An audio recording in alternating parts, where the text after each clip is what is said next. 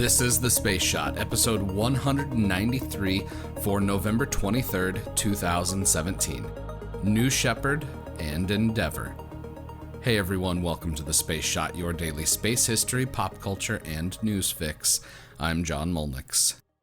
Reusability is the capability that is going to redefine space travel in the coming decades, and the tail end of 2015 saw the first two reusable rockets land for their first times.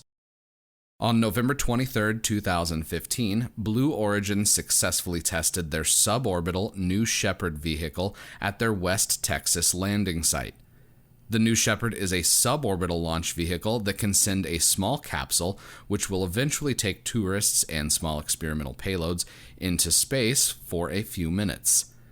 New Shepard briefly takes people above the Kármán line, 100 kilometers up, or about 62 miles. The videos that Blue Origin has shared of these flights and landings are exciting to watch, especially the test of the in-flight abort. The New Shepard capsule propelled itself away from the booster, an event which Blue Origin thought would destroy the booster. Incredibly enough, that booster flew through the event and ended up successfully landing, the same booster that landed on this day in 2015. I'm linking to these Blue Origin videos in the show notes and will share one of the videos from the test from 2015 on Facebook. The New Shepard launch vehicle is named after American astronaut Alan Shepard, the first American in space. New Shepard has flown 6 times, with 6 successful launches and 5 landings. Blue Origin and founder Jeff Bezos aren't nearly as public as SpaceX, but their achievements have been just as important. I'm hoping we will be hearing more from Blue Origin next year, specifically on their plans for sending humans into space, as well as their plans for the next generation rocket they're developing, the New Glenn. Currently, Blue Origin has not flown any astronauts, but their first crewed flight tests are planned for 2018. Blue Origin isn't the only private company planning to launch humans on missions next year. SpaceX is also planning on crewed flights.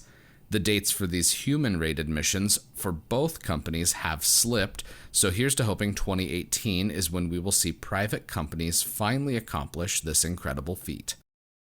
Speaking of human spaceflight, I've got one piece of shuttle and ISS history today. On November 23, 2002, the space shuttle Endeavour lifted off, a beautiful nighttime launch, I might add, to start the STS-113 International Space Station Assembly mission. The payload for this flight was one of the trusses that form the backbone of the station. The P-1 truss, as it's called, nearly filled the cargo bay of the shuttle. These truss pieces on the ISS allow for things like solar panels, logistics containers, and other unpressurized equipment or cargo to be secured to the station. Endeavour also brought astronauts to the station and returned some to Earth as well on this flight. 6 astronauts and 1 cosmonaut launched on the shuttle. 2 cosmonauts and 1 American astronaut, Peggy Whitson, returned to Earth on Endeavour at the end of the mission. Expedition 6 started when astronauts brought up by Endeavour performed a change of command ceremony on the station. This ceremony has roots in naval tradition and is performed by crews whenever a new expedition begins. This 13-day mission also included 3 EVAs to install the new P-1 truss that Endeavour delivered to the station, as well as to inspect the mobile transporter, a piece of equipment that moves along the trusses on the station. It's got a blisteringly fast 1 inch per second top speed and is used to move equipment that astronauts may need during a spacewalk.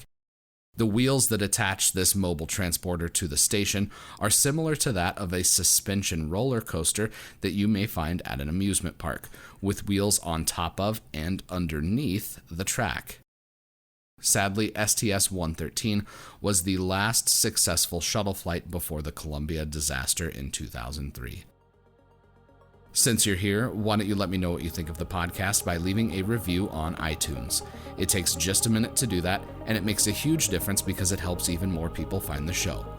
Make sure you subscribe to the podcast so you don't miss any of the daily episodes. As always, the show notes have more information on today's episode.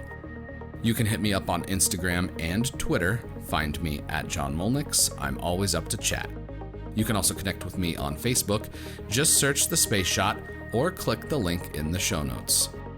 Tomorrow, I'm catching up on some reading, and we have the STS-44 mission with the Space Shuttle Atlantis. I'm John Molnix, and I'll catch you on the flip side.